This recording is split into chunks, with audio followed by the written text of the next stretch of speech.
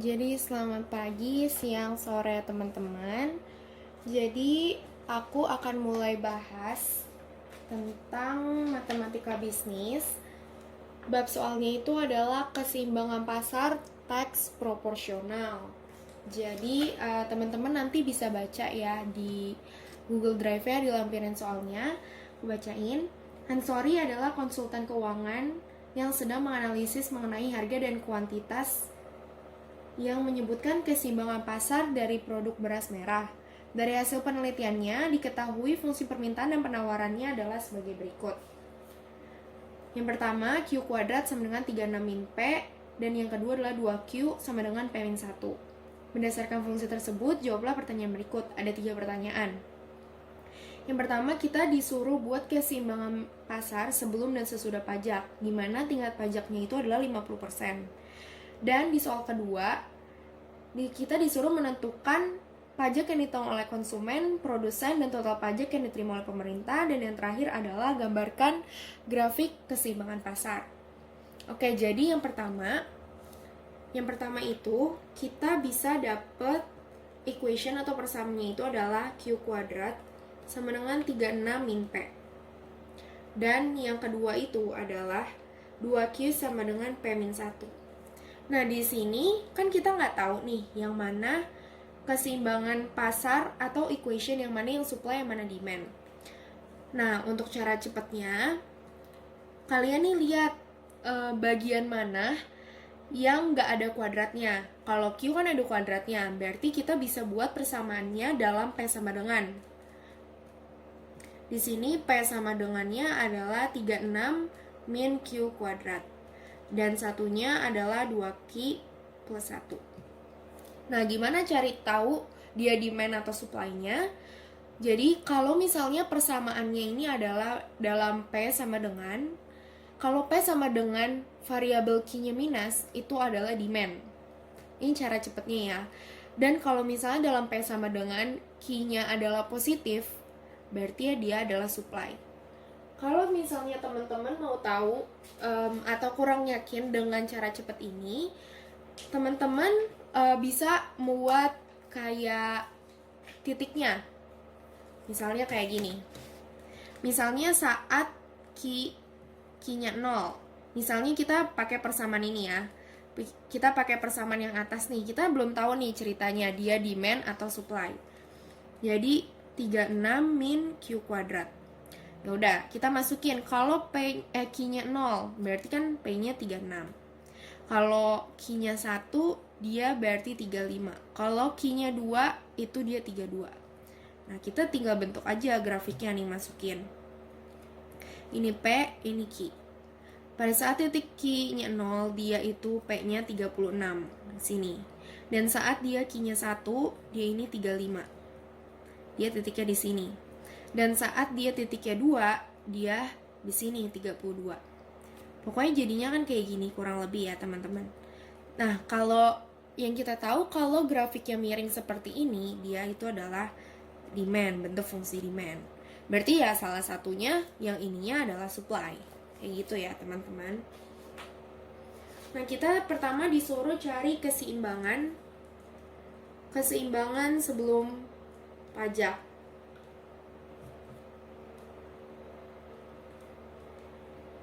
Nah, namanya juga keseimbangan. Pasti kita ada samain antara demand sama supply-nya. Nah, kita bisa samain PD sama dengan PS. 36 min Q kuadrat 2Q sama dengan plus 1. Oke, kita tinggal pindah ruas aja ya teman-teman. Jadinya Q kuadrat tambah 2Q min 35 sama dengan 0. Nah, ini adalah A-nya, ini adalah B-nya, dan yang ini adalah C-nya. Cukup jelas ya, teman-teman. Dan untuk cari Q-nya nih, kita pakai Q1, Q2, karena ini dalam bentuk akar, berarti ada dua jawaban ya. Rumusnya itu adalah min B plus minus akar B kuadrat min 4AC per 2A. Nah, teman-teman bisa masukin aja langsung min 2 plus minus akar 2 kuadrat min 4 kali 1 kali min 35 per 2 kali A-nya itu 1. Nah, teman-teman bisa dapat nih. Teman-teman bisa hitung bagian ininya dulu. Berapa? Udah dapat hasilnya min 2 plus minus akar 144 per 2 atau min 2 plus minus 12 per 2. Nah, untuk Q1 nya berarti min 2 plus 12 per 2 sama dengan 5. Dan Q yang kedua adalah min 2 min 12 per 2 sama dengan min 7. Nah, teman-teman, kalau kita dapat 2 persamaan kayak gini, kita pilih yang positif, yang 5. Nah, kita udah dapat selesai tentang Q-nya. Sekarang kita cari P. Nah, teman-teman bisa masukin ke PD atau PS dan itu hasilnya sama aja. Cuma aku di sini ngebantu teman-teman biar cepat, jadi kita carinya persamaan yang gampang aja, yang nggak usah ada kuadratnya. 2Q plus 1. Jadi 2 dikali, masukin Q-nya ini 5, ditambah 1. Hasilnya adalah 11. Jadi keseimbangan sebelum pajaknya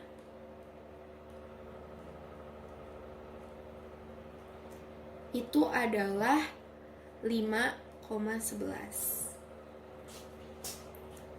Nah, ini kita highlight dulu ya, karena ini bagian penting. Keseimbangan sebelum pajak.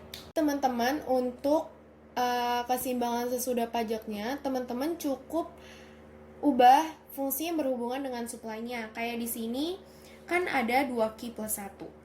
Dan diminta di soal itu adalah pajaknya 50%. Berarti kita bisa di sini asumsi 0,5P gitu kan. Nah, ya udah kita tinggal pindah ruas nih, yang P dengan P. Jadi kan 0,5P 2Q plus 1. Jadi untuk persamaan P sesudah teksnya adalah 2Q plus 1 per 0,5 atau bisa juga 4Q plus 2. Jadi ini persamaan yang baru dan nanti kita bakalan pakai ini. Nah, untuk keseimbangannya samain lagi. PD sama dengan PS. PD-nya tetap sama, 36 min Q kuadrat. PS-nya kita pakai keseimbangan yang baru. Kita taruh ke sini, 4Q plus 2. Kita pindah ruas. Hasilnya adalah Q kuadrat ditambah 4Q min 34 sama dengan 0. Cari Q1 Q2 nya lagi. Min B plus minus akar B kuadrat min 4AC per 2A. Di sini kita tahu min B-nya itu adalah min 4 plus minus akar 4 kuadrat dikurang 4 dikali 1 dikali min 34 dibagi 2 kali 1. Hasilnya adalah min 4 plus minus. Teman-teman jadiinnya ke dalam bentuk desimal.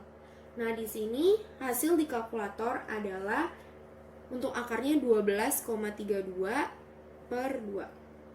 Jadi untuk Q1-nya, teman-teman bisa dapat min 4 plus 12,32 per 2. Hasilnya itu adalah 4,16. Kalau ada Q1, ada Q2. Q2-nya min 4 min 12,32 per 2. Nah, ini adalah kan hasilnya negatif. Min 8,16. Jadi kita otomatis pakai yang ini. Nah, untuk cari, ini kita dapat Q-nya. Untuk cari P-nya, kita pakai PS aja yang gampang. Tapi untuk masukin ke P-nya, kita selalu pakai P yang sesudah pajak, yang ini ya. Jadi 4 dikali 4,16 ditambah 2. Hasilnya itu adalah 18,64. Jadi, kita dapat kesimpulan lagi. Keseimbangan sesudah pasar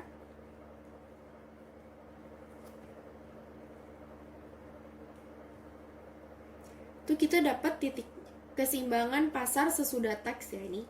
Sesudah teksnya adalah 4,16 di titik Q-nya, dan di titik P-nya ada 18,64. Oke, pertanyaan yang A sudah kejawab ya teman-teman.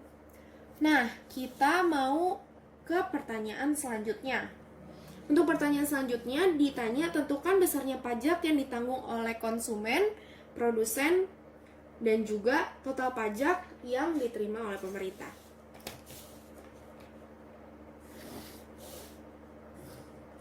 Nah, untuk pertanyaan ini sebenarnya masing-masing ada dua jawaban. Jadi setiap pajak konsumen, produsen, ataupun pemerintah itu teman-teman bisa dapat dua hasil, tapi tergantung yang ditanya. Jadi ada pajak unit dan juga pajak total. Nah, karena di sini dibilangnya pajak yang ditanggung konsumen, produsen, dan total pajak yang diterima pemerintah, jadi aku bantu teman-teman buat hitung dua-duanya supaya nanti misalnya di soal teman-teman dapat ditanggung unit konsumen, jadi teman-teman tahu caranya gimana. Oke, langsung aja yang B. Ini adalah, yang pertama adalah pajak konsumen ya. Untuk pajak konsumen unit, kita dapat dari pajak yang ini, 18,64 ini.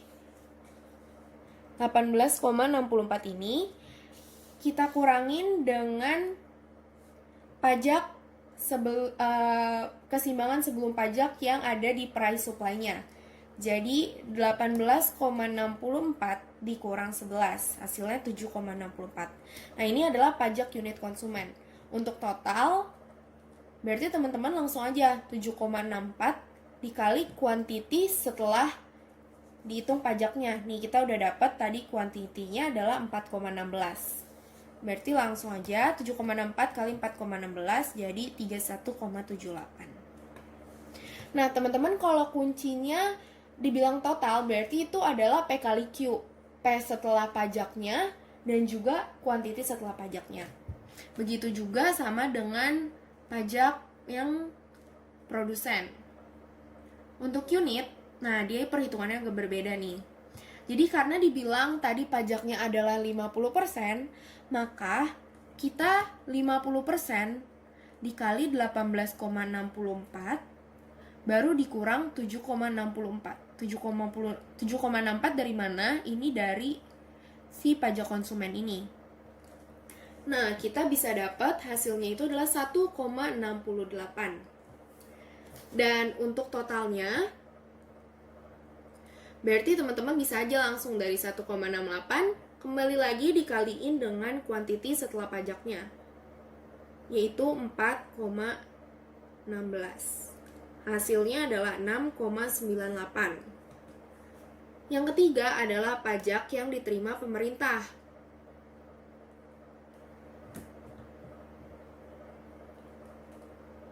Ini untuk pajak unitnya 50% dari ini PS tax-nya 18,64-nya. Jadi teman-teman bisa langsung kaliin aja 50% kali 18,64 9,32, dan untuk pajak totalnya adalah 9,32 dikali 4,16, hasilnya 38,77. Pertanyaan B udah selesai. Jadi untuk soal yang ketiga, teman-teman disuruh untuk gambar keseimbangannya dalam sebuah grafik. Jadi pertama kita kumpulin dulu semua equation atau persamaan yang ada. Misalnya kayak persamaan yang tadi, yang udah kita buat tadi, ada PD, PS, dan juga PS after tax-nya ya, kayak gini teman-teman. Jadi untuk persamaan yang pertama, kita tuh ada PD 36 min Q kuadrat. Nah, teman-teman hati-hati kalau misalnya persamaannya ini adalah dalam bentuk kuadrat seperti ini. Teman-teman grafiknya adalah seperti ini atau seperti ini. Bentuknya itu adalah parabola. Jadi teman-teman bisa dapat nih persamaannya. Gimana cara dapetin titik dari sebuah persamaan? Kita misalkan aja kalau Q-nya 0. kita bakalan dapat P-nya 36. Kalau P-nya yang 0, kita dapat plus minus 6. Karena balik lagi dia ini adalah sebuah kuadrat yang diakarin itu bisa dapat hasilnya plus minus atau positif negatif.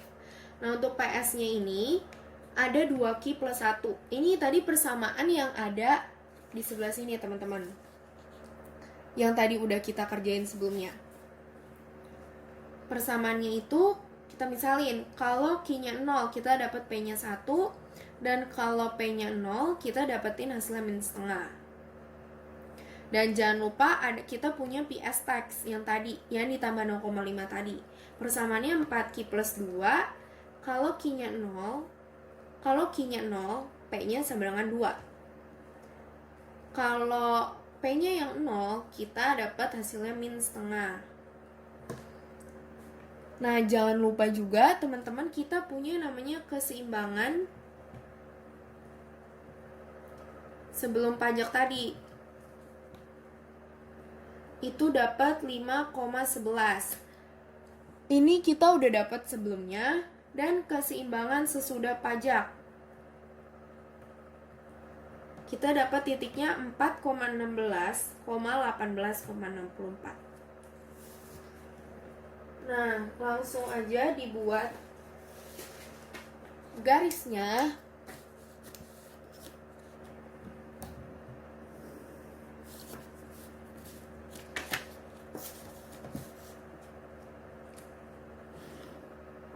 Nah, kan ini kita nggak pakai skala ya teman-teman. Jadi kita masukin titik berdasarkan titik yang emang ada dari sini semua. Nah, jangan sampai terbalik sumbunya. Di sumbu vertikal ini kita punya P, price-nya. Di sini adalah horizontalnya adalah Q. Jadi kita masukin. Yang pertama itu ada titik 0,36. Nih, misalnya 36 di sini. Dan ininya adalah 6. Nah, seperti yang tadi aku udah bilang, kalau misalnya bentuknya adalah kuadrat seperti ini, berarti dia kurvanya pasti melengkung gini. Nah, tapi kita gambar setengahnya aja, jadi setengah parabola kita tarik. Jangan lurus seperti ini ya teman. Jangan buat teman-teman buatnya jangan linear gini, tapi buatnya parabola. Jadi ini bentuk parabola. Jadi garisnya nggak lurus linear gitu. Nah, teman-teman jangan lupa tulis di sini persamaannya PD sama dengan 36 min Q kuadrat. Nah, teman-teman masukin lagi deh titik selanjutnya 0,1, misalnya 1 di sini. Sama min setengah misalnya sini. Nah, ini bakalan ada titik pertemuan. Dan disinilah yang disebut keseimbangan. Keseimbangan sebelum pajak. Ini kita dapetin dari hasil titik pertemuan antara PD dan PS. PS 2Q plus 1 dan kita asumsiin di sini. Keseimbangan sebelum pajaknya adalah 5,19. Berarti di sini adalah titik 5 dan di sini adalah titik 11-nya. Nah, kita move on ke PS tax. Jadi karena adanya pajak ini mempengaruhi bagian equation dari supply. Jadi nanti yang model linear seperti ini ada 2. Nah, kita masukin lagi 0,2. Saya 2 di sini. Sama min setengah. Ini seperti ini ya. Kita tarik garis lagi. Nah, di sini adalah E2-nya atau keseimbangan setelah pajak. Jangan lupa tulis ini PS tax. Equation-nya 4Q plus 2. Nah, kita asumsiin lagi dari sini. Titiknya di 4,16. Jadi kita asumsiin ini adalah 4,16 dan di sini adalah 18,64. Jadi karena kita nggak pakai skala, jadi buatnya kayak gini. Oke, nomor 1 sudah selesai teman-teman. Nah, untuk di soal yang kedua, ini kita baca soalnya. Srini, pedagang minuman di kantin TSM yang sedang membuat suatu kajian terhadap penjualan jus mangga. Harga jus mangga pada hari normal adalah sebesar 8.000 dan jumlah jus yang terjual itu adalah 100 gelas. Sedangkan pada musim hujan, pedagang tersebut memberikan diskon sebesar 20% sehingga jumlah jus yang terjual adalah sebanyak 110 gelas per hari. Dan pada saat musim panas, penjualannya meningkat sehingga pedagang itu menaikkan harganya sebesar 10% dan jumlah jus yang terjual juga menjadi meningkat menjadi 120 gelas per hari.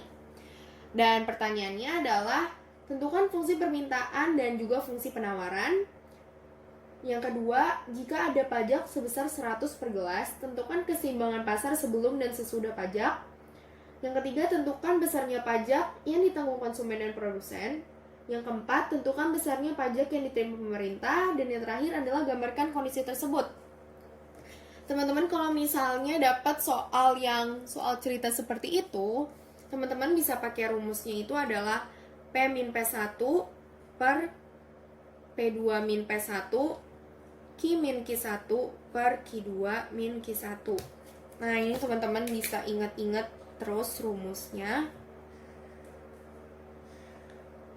Oke, di kondisi yang pertama, pada saat musim hujan. Kan jadi normalnya itu P1 8.000, dia ngejual 100.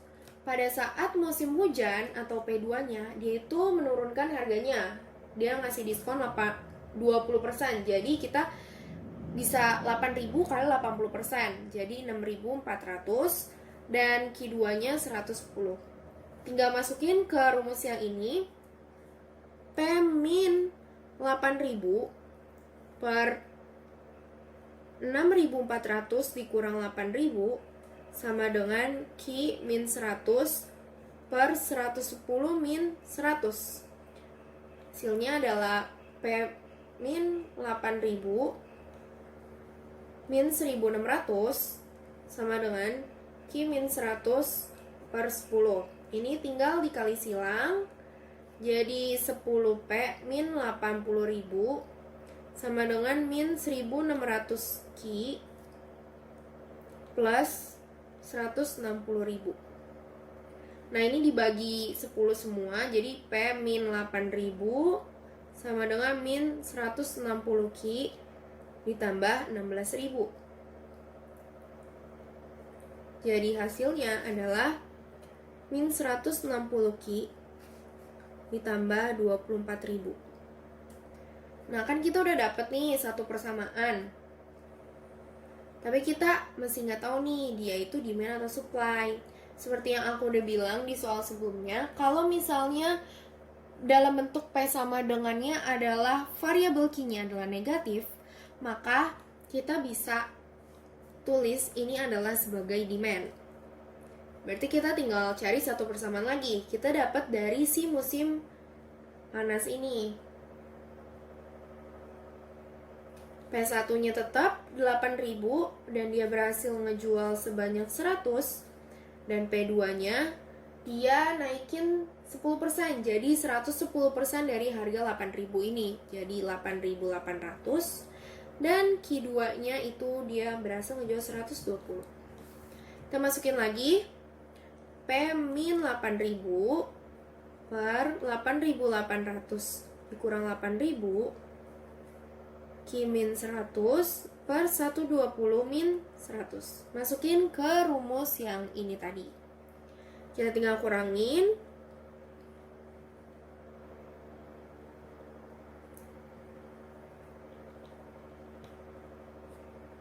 Nah, ini tinggal dikali silang. Jadi 20 P min 160.000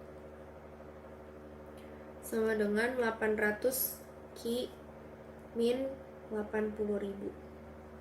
Jadi 20P sama dengan 800 Q plus 80.000. Udah tinggal kita sederhanain. Jadi 40 Ki ditambah 4000. Nah, ini kita taunya dia adalah supply karena dia P sama dengan dan di variabel Q-nya ini adalah dia positif.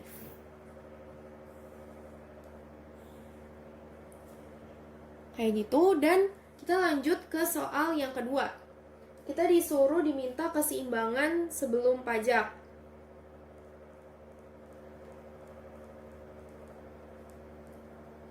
Gimana caranya? Kita bisa bikin persamaan antara demand dan juga supply-nya. PD sama dengan PS. Min 160 Ki tambah 24.000 sama dengan 40 Ki plus 4000. Kita bisa dapat, kita pindah ruasin dan kita dapat Q-nya sama dengan 100. Kayak ini dipindah ruas ya teman-teman, ini pindah ke sini, ini pindah ke situ, dan kita dapat Q equilibriumnya itu 100 dan P-nya kita bisa masukin ke salah satu persamaan. Misalnya aku pakai persamaan yang 40 kali 100 tambah 4000. Persamaan ini ya, hasilnya adalah 8000. Jadi kita dapat titik keseimbangan sebelum pajak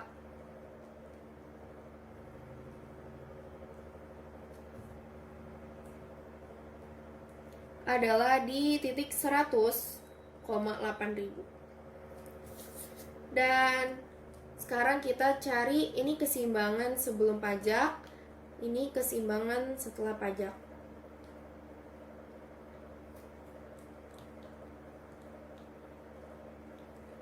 Nah, berhubungan dengan pajak, kita hanya perlu rubah supply-nya saja.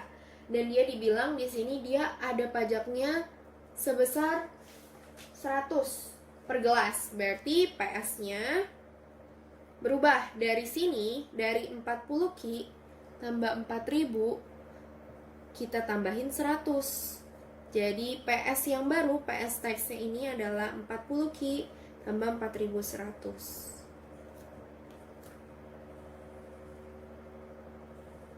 Nah, kita udah dapet. Samain PD sama dengan PS. Demand-nya adalah min 160 Ki tambah 24.000. PS-nya PS tax ya, ini tax yang baru 40 Ki tambah 4100. Jadi min 160 Ki min 40 Ki sama dengan 4100 min 24.000. Ya, dapat kita QL-nya itu adalah sebesar 99,5 dan P-nya ini masukin ke yang persamaan baru. Jadi 40 dikali 99,5 ditambah 4100. Hasilnya adalah 8080. Jadi titik keseimbangannya ini adalah 99,5 dan 8080 untuk yang sesudah pajak. Untuk pertanyaan yang ketiga, kita diminta pajak yang ditanggung oleh konsumen.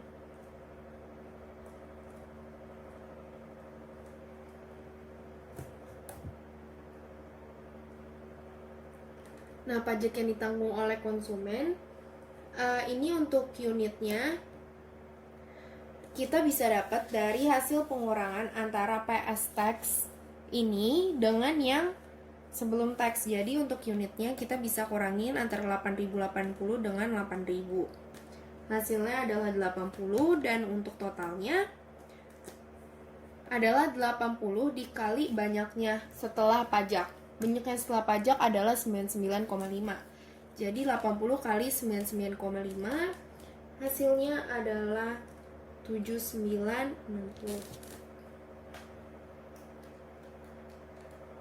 Dan untuk pajak yang ditanggung produsen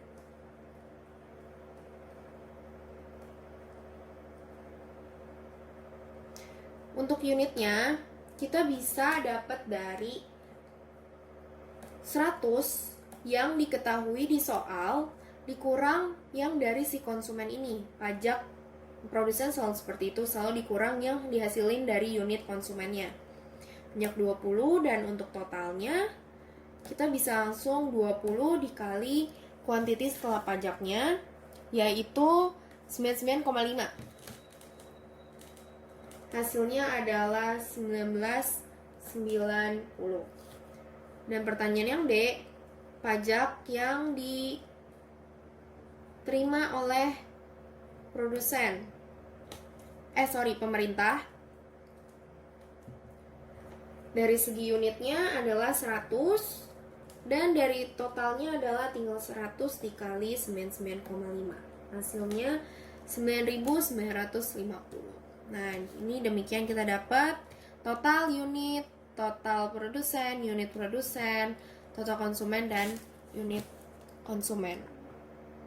Pertanyaan yang terakhir, kita disuruh buat grafik. Nah, seperti yang kayak tadi, kita kumpulin dulu persamaannya.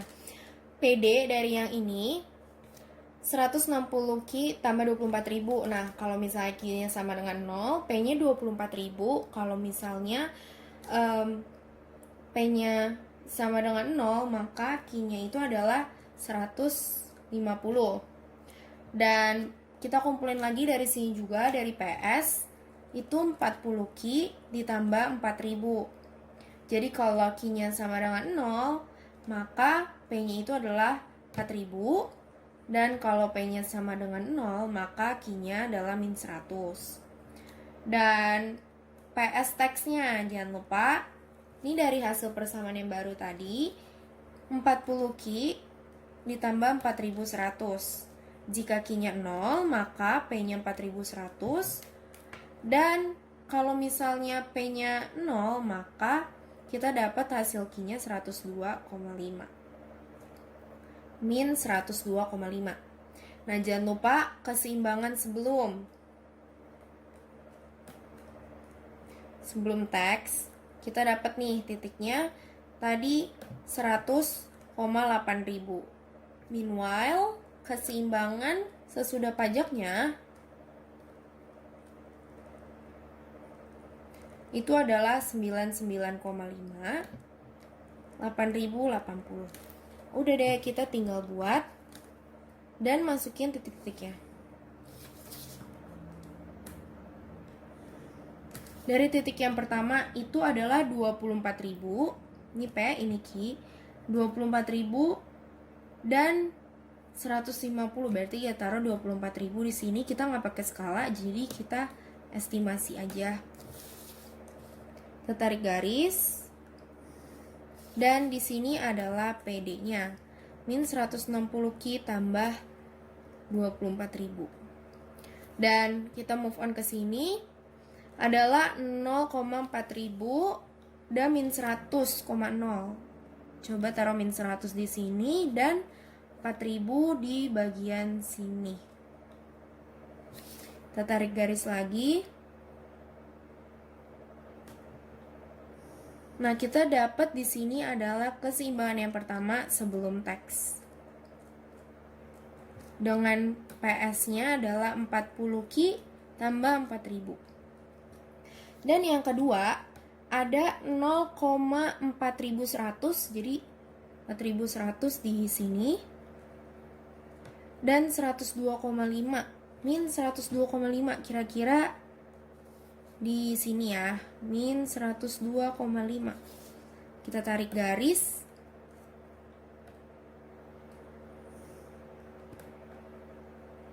Nah, kita dapat di sini adalah E2. Ini adalah setelah teks. Dan PS teksnya adalah 40 Ki tambah 4.100.